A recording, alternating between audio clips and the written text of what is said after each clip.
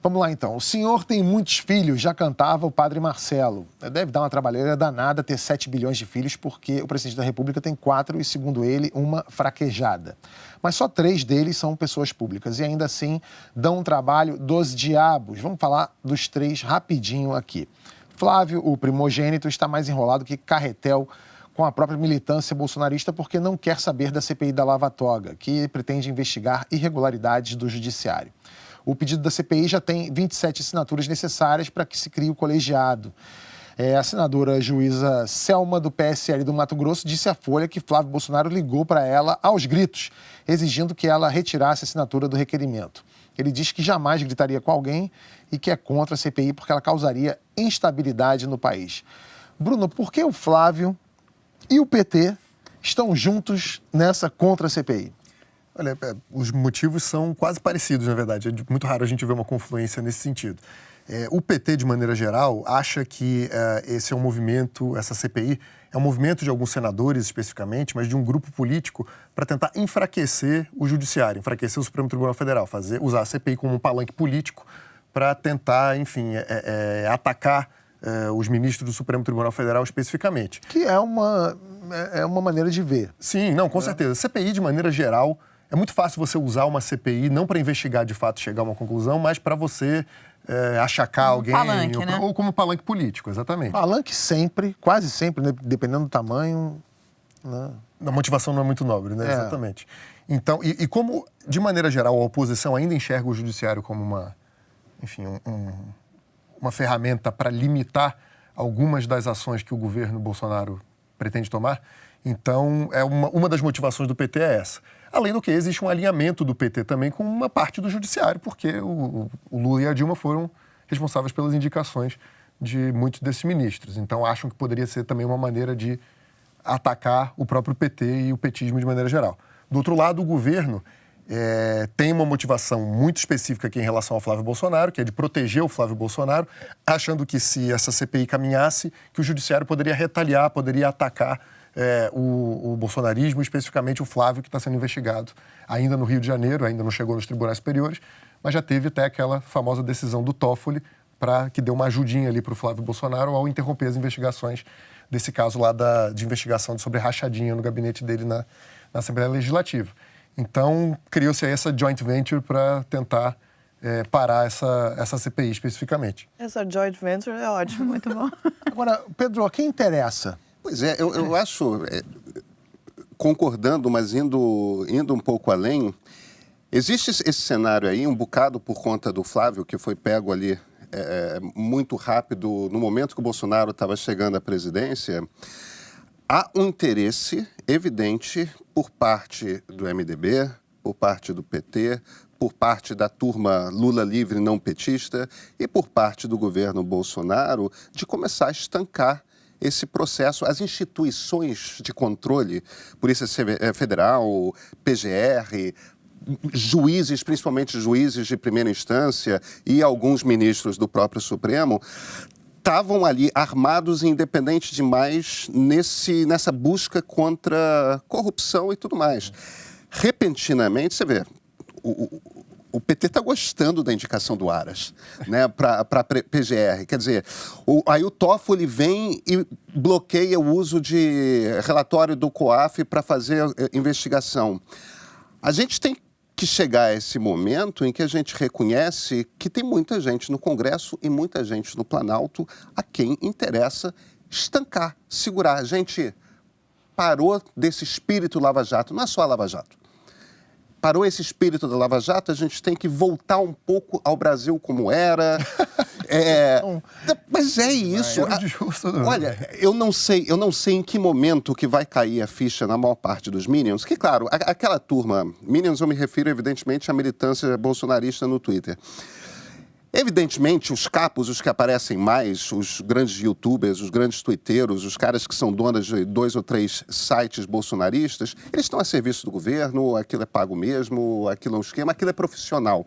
Agora, os seguidores, os Minions, eu não sei em que momento que vai chegar e vai cair a ficha neles de que quem bloqueou e conteve o combate à corrupção no Brasil não foi Temer, não foi Dilma, é Jair Bolsonaro. E é isso que está acontecendo. Mas já tem uma parte da militância que está dando porrada no próprio Flávio Bolsonaro, né? Esse final de semana foi, assim, para quem ficou no... Eu tento não ficar no Twitter no final de semana, mas esse final de semana foi curioso justamente por causa disso. Ele está tendo uma implosão interna ali, está tendo já algumas pessoas já atacando isso que está acontecendo, atacando o Flávio Bolsonaro, atacando o governo Bolsonaro. E eu acho que deve estar dando um tilt na cabeça dos minions que não sabem muito bem para que lado vão. Porque se por um lado eles estão ali querendo... defender a luta contra a corrupção e tal, como é que eles vão abandonar agora o governo que foi colocado lá?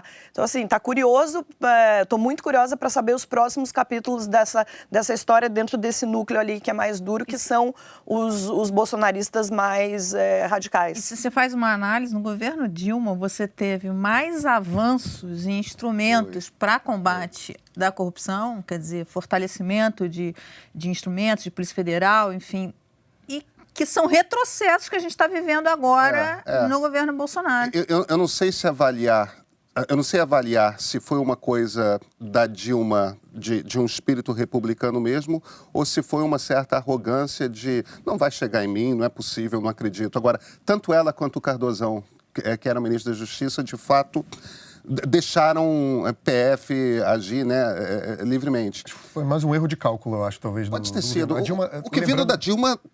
Faz muito sentido. Se a gente lembrar, em 2013, depois dos protestos de 2013, foi quando ganhou força a questão da lei das delações premiadas, né? E acho que, de certa maneira, a Dilma... Como o PT estava sob um ataque muito intenso ali a partir de 2013, por causa das questões de corrupção, depois de 2014, com o início da Lava Jato, eu acho que, meio acuado, o PT, o governo Dilma especificamente, tentou entregar alguma coisa no sentido desses avanços institucionais. E aí, enfim, no fim das contas, logicamente, tudo se voltou contra Tem um processo aí nesse racha que você observa, Tabet, nas redes sociais bolsonaristas, que você percebe nitidamente a turma que está de um lado e a turma que está do outro. Você vê, o pessoal do MBL, que já está desenhando esse salto para fora do bolsonarismo há algum tempo, eles já pularam fora, eles são os principais críticos. Olha, o Bolsonaro está tentando controlar a corrupção e tudo mais. Ali, na turma do antagonista, que é um meio de imprensa que eu acho que a gente poderia descrever como lavajatista, ele não é de direita necessariamente, ele não é necessariamente de esquerda. A característica principal do antagonista ele é lavajatista, né? Eles, evidentemente, já estão batendo no governo há algum tempo. Você tem um cisma na turma da Jovem Pan, que uma parte, o Felipe Moura Brasil, que é o diretor de jornalismo da Jovem Pan, já começou a bater nisso, mas você ainda tem alguns comentaristas na Jovem Pan que ainda estão bolsonaristas. E você tem a turma que é bolsonarista. O problema deles não é corrupção, o problema deles é Bolsonaro.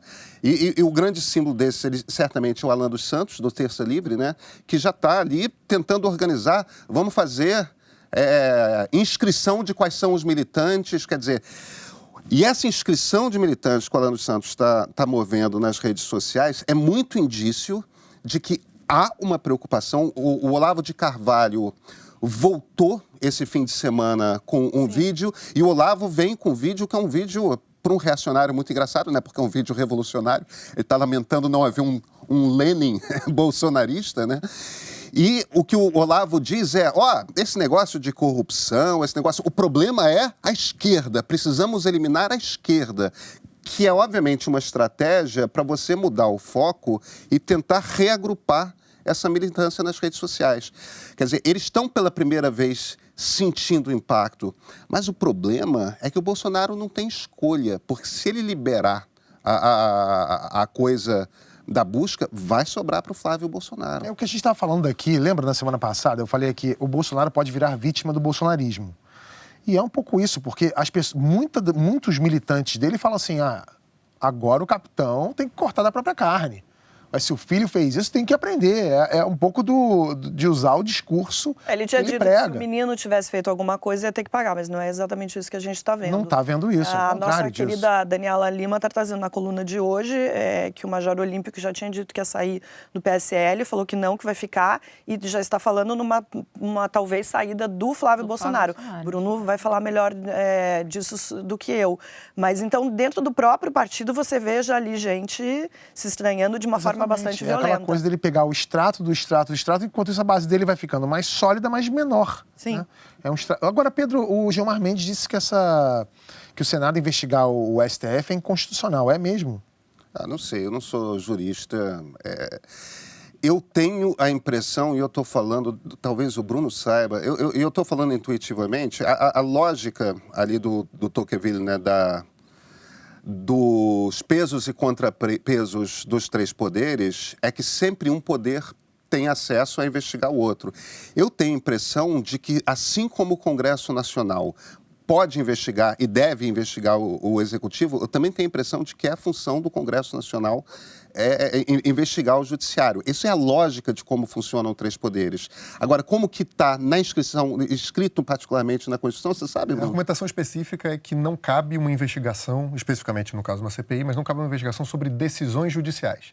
E como dentro do escopo dessa CPI da Lava Toga estão decisões como, por exemplo, pedido de vista ou ativismo judicial, que é exatamente, acho que o ponto central dessa CPI, não seria cabível, porque não caberia ao Congresso investigar ou punir, de certa maneira, uma decisão judicial, já que o juiz ele é livre para tomar decisão de acordo, enfim, com a lei, naturalmente. E, enfim, o que o Gilmar Mendes diz, e esse é um ponto interessante, é que o Supremo poderia trancar essa CPI. Simplesmente alguém recorreria ao Supremo, o Supremo decidiria e trancaria. Na verdade, no fim das contas, a interpretação da lei, ela serve a quem quer que seja. E no caso do Supremo, como o Supremo tem essa palavra final de pode mandar trancar, o que importa é mais uma motivação política do que se a lei diz que a CPI pode ou não pode investigar o Supremo. Isso, de certa maneira, não vale de nada. O que vale é que o Supremo vai decidir trancar e ponto final. Sim. E o Gilmar e o Toffoli, a gente não pode esquecer, os dois em particular têm essa preocupação que é a investigação pelo COAF das suas mulheres, né? E dos estranhos fluxos bancários, de acordo com o COAF, que existem ali, que poderiam levantar suspeitas. Quer dizer, por isso mesmo, eles são os dois que estão mais na defensiva nessa história. Mudando de filho agora, o Eduardo Bolsonaro, que já foi chapeiro e agora quer ser embaixador, deve estar preocupado com a demissão do John Bolton do cargo de assessor de segurança nacional da Casa Branca. Bolton foi considerado conservador demais por ninguém menos que Donald Trump e perdeu o cargo. O Bolton queria o Brasil e Estados Unidos mais próximos e chegou a propor a inclusão do país na OTAN. Bolton era mais que um irmão, era brother de Eduardo Bolsonaro na Casa Branca. Estavam muito alinhados sobre questões como a Venezuela, por exemplo. Bruno, o Eduardo e o governo perdem um ponto de ligação importante? Com certeza, não é todo assessor do Donald Trump que vai comer pão com leite condensado na casa do Jair Bolsonaro. Se a gente lembrar, foi o Bolton que apareceu lá na Barra da Tijuca. Verde, aquele requeijão, aquele biscoito maisena. Caneca do Frozen. Não, era uma relação relativamente próxima ali, principalmente porque tinha uma identificação com algumas das questões ideológicas na questão de política externa do governo Bolsonaro. Esse ponto da Venezuela, o Bolton era relativamente agressivo nas posições do governo americano em relação à Venezuela e encontrou um eco ali, principalmente no Eduardo. O Eduardo falava, às vezes, quando o governo ainda estava tateando ali, tentando não avançar muitos sinais, o Eduardo de vez em quando falava que não descartava uma opção militar, uma alternativa militar. Enfim, tinha uma certa identificação, a saída dele do governo muda um pouco. Mas o governo Bolsonaro ainda está apostando muitas fichas na aprovação do Eduardo ali no Senado. Embaixador. Exatamente. Agora, não é o único ruído, né, entre os Bolsonaros, a família Bolsonaro e a Casa Branca, porque eles também têm essa fixação pelo Stephen Bannon, e o Bannon é um cara banido do trumpismo. Se a gente pode chamar alguma coisa de um trumpismo, né? O Bannon é um cara banido. O Bolton é o famoso sub do sub, como o Lula se referiu a ele uma vez. Ele tem uma característica no governo americano que ele é o rock entre os rocks, né? O falcão, no sentido de que não existe um cara dentro da estrutura do Partido Republicano mais belicista. Onde tiver uma guerra para ele entrar, ele quer entrar. E é nessa mesmo que ele se alinhou com o Bolsonaro por conta da Venezuela.